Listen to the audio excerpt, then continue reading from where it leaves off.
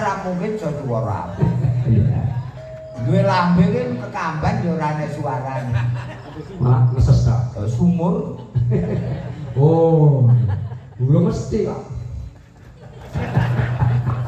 Jangan disayang. Oh iya. No. Iya.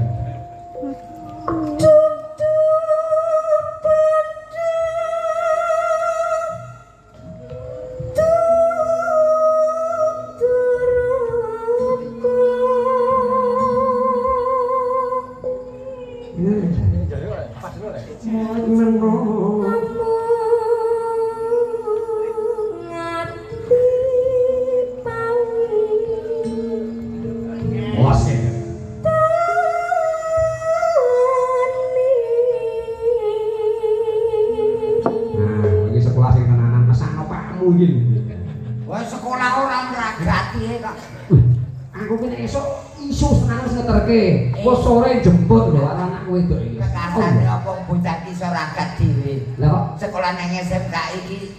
Sekolah sambil nyambut gawe piye? Pentas ning kono-kono. Bensin sik nukokne kono kok. Mung mapake kono pit ya sik nukokne kono. Apa-apa kok ngresula. Aku kok aja ndek pacar sik sekolah sing tenanan. Alah pakmu dhewe sampe wetut buri babon.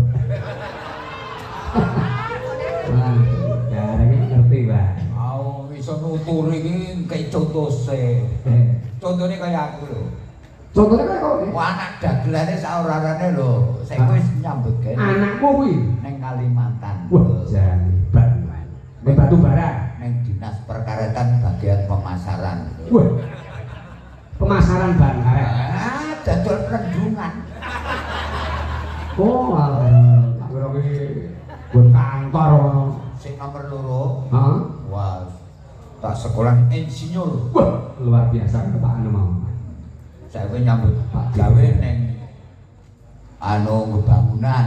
Pemborong mesti ngomong jeneng insinyur lawangane pemborong. Bangunan titele Pordismen. Wah, luar biasa. Apa nyampur wedi karo semen tukang lepo. Oh, insinyur kok nglepo. Ya ora berjuang. Ya ras, aras. Sabar wae nduk, rasa kurung. Lupa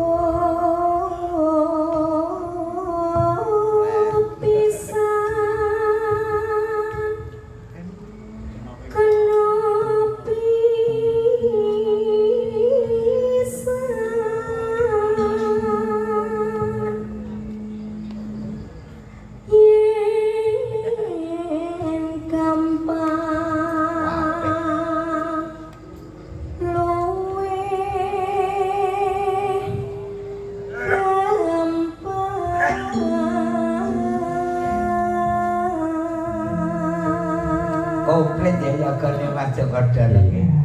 Wah, jenengan sayuk tenan siji nyuwara Cimadang. Bisa komplit. Dolanan HP bel-belan karo omah. Iya. Ngadeg. Kok nembangi wae. Apa pokok Lebo.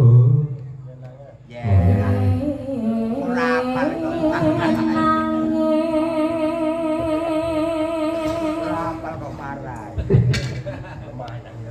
Angel